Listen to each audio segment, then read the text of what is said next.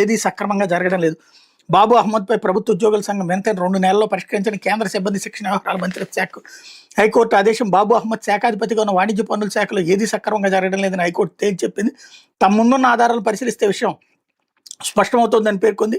తమను అనేక రకాలుగా వేధిస్తున్న బాబు అహ్మద్పై చర్యలు తీసుకోవాలని కోరుతూ ప్రభుత్వ ఉద్యోగుల సంఘం ఏడాది మార్చిలో ఇచ్చిన వినతిపత్రాన్ని పరిగణలోకి తీసుకుని గరిష్టంగా 2 నెలల్లో పరిష్కరించాలి కేంద్ర సిబ్బంది శిక్షణ వ్యవహారాల మంత్రిత్వ శాఖ కేంద్ర విజిలెన్స్ కమిషనర్ కమిషనర్ని హైకోర్టు ఆదేశించి నిర్ణయం తీసుకునే ముందు బాబు అహ్మద్ ఉద్యోగుల సంఘం వాదనలు కూడా వినాలని స్పష్టం చేసింది అన్నటువంటిది హైలైట్ చేశారు. అయితే విద్యార్థుల జీవితాలకు స్పాట్ మసాజ్ పేరుతో స్పా సెంటర్ అసాంఘిక కార్యకలాపాలకు విద్యార్థి పేరెంట్ 3 దఫాలుగా 28,000 పేమెంట్ మెసేజ్. రంగంలోకి దిగిన విద్యార్థి మేనమామ ఆయన స్టింగ్ ఆపరేషన్ వ్యవహారం బట్టబయలు. దీంతో పోలీసులతో బెదిరింపులు గొడగట్టిన స్పా నిర్వాహకుడు గుంటూరులో వెలుగు చూసిన దారుణం. కఠిన చర్యలు తీసుకుంటామని ఎస్పీ వకుల్ జిందాల్. అనంతపురంలో హనీ ట్రాప్ వ్యవహారం సంచలనం సృష్టించి గుంటూరులో ఒక స్పా సెంటర్ అసాంఘిక కార్యకలాపాలతో విద్యార్థుల జీవితాలతో చెలగాటం ఆడుతున్న వ్యవహారం తాజాగా వెలుగు చూసింది.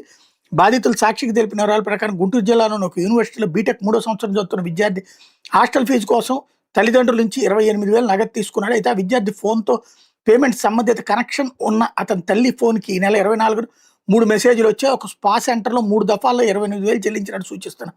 ఈ మెసేజ్ల గురించి తల్లి కుటుంబ సభ్యులు విద్యార్థిని ప్రశ్నించగా గుంటూరు బ్రాడీపేటలో 4వ లైన్లో ఉన్న స్పా సెంటర్లో మసాజ్ కోసం 2 స్నేహితులతో కలిసి వెళ్ళిన తన నుంచి డబ్బు వసూలు చేసినట్టు చెప్పాడు.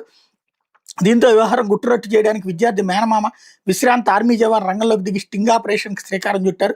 కస్టమర్ అవతారం ఎత్తి విద్యార్థి పేర్కొన్న స్పా సెంటర్కి వెళ్లారు. మసాజ్కి వారు చెప్పిన 3,000 రూపాయలు చెల్లించాడు. లోపల గదిలో వెళ్లడంతో అమ్మాయి మరో 7,000 చెల్లించమని అడిగింది.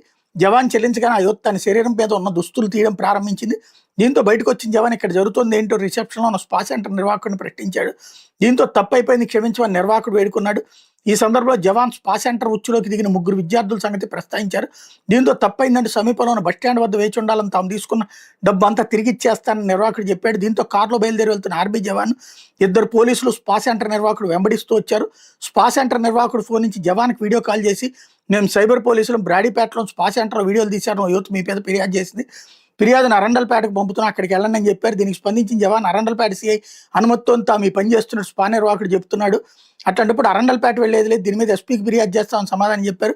కాగా వ్యవహారంపై తగిన విచారణ బాధ్యుల మీద కఠిన చర్యలు తీసుకుంటామని జిల్లా ఎస్పీ వకుల్ జిందాల్ సాక్షిగా చెప్పారు అన్నటువంటిది హైలైట్ చేశారు.